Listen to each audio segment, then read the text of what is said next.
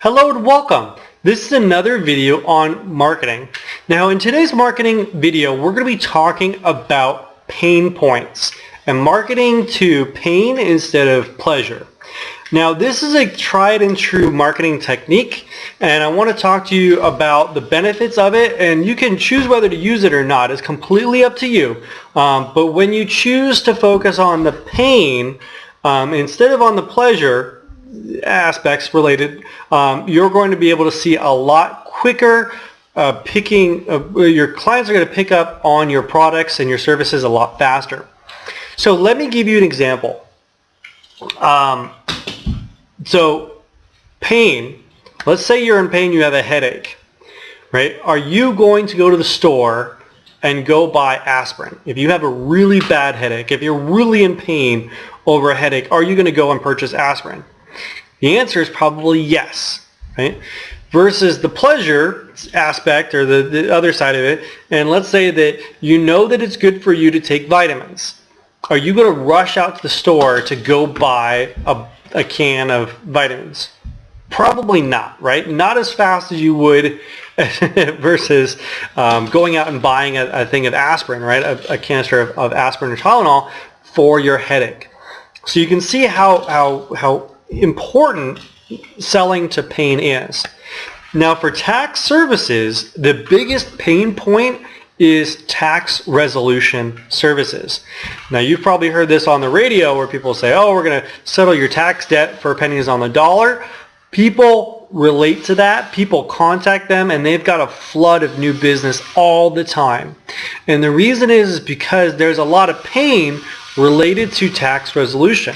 They're getting notices from the IRS. They're getting levies and liens, and the IRS or the Franchise Tax Board or whoever the state agency or whoever the collection agency can take money out of their bank account. So they actually see that money is getting taken out of their bank account, and that creates stress. Because if you're like, hey, these people are taking my money and I don't know how to stop them, I need someone to help me stop these people from taking my money, that is the biggest pain that you can help someone with, right? So the next step down from tax resolution is saving money on taxes, right? So really when we're framing this and how we're going to be talking to clients, it's not about saving them money on taxes or helping them save money or keep more money. It's about not paying as much in taxes. So, and again, you can frame it however way you want, but if you frame it to the pain that they're incurring, if you frame it so that you can say, you are paying too much in taxes and I'm going to help you with that. Or, Uncle Sam is stealing $10,000 a year from you, but I'm going to help you. Can I help you? Right? By saying it like that and by framing it in that context where they're in pain because someone is stealing from them or someone is taking from them, it puts you in a much better position to bring them on as a client. Now, in my case, in my situation, when I first got started, I wasn't comfortable with this at all. I just wasn't comfortable with it.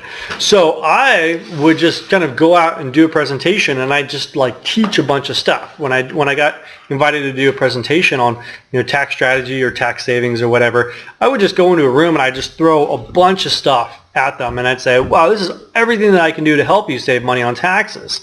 And I was kind of helping people kind of get an idea that they were in pain because they weren't working with me, or they were in pain because their current person wasn't having these kind of conversations like I was, or giving them these tips and ideas like I was. Now, is this as strong of a pain as you're paying too much in taxes? No, it's not. It was kind of a more subtle pain, but still they felt a little bit of pain in the fact that they weren't getting this information from their current tax person. So it's completely up to you. Think of a pain meter as a kind of a dial, right? And you can choose where you want to turn up the pain there. Some of the best, some of the best people that sell tax plans, some of the best tax planning sales scenarios that I've seen are people that really like to sell from pain. And what they'll do is when they're sitting across from a client, they'll literally just start that pain meter at 1 and they'll just keep cranking it up. And they're like, oh, let me take a look at your taxes. Oh, how much are you paying? Oh, wow, look at all that self-employment tax, right? What else could you be doing with that money?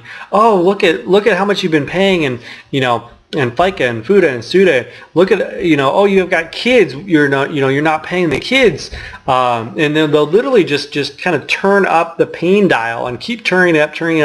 And some of the people that sell based on pain will even say that even when you crank it up to a 10, you still just want to keep cranking it up to an 11, because the thing is once you crank in that pain, you literally have them wanting to work with you.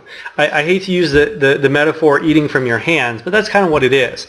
Once you put them in enough pain, and then you can say, hey, this is how much pain you're in, and this is how we're going to fix it, right? So it's kind of like you have a headache so bad, and you're like, okay, this is the aspirin that I need to take. This is going to fix it. Okay, I'm going to fix it, right? So that's the thing that you want to do, is you want to put, if you want to go this route, you want to put so much pain into people, and now this is the resolution. This is how we're going to fix it. Hi. And so close to finishing.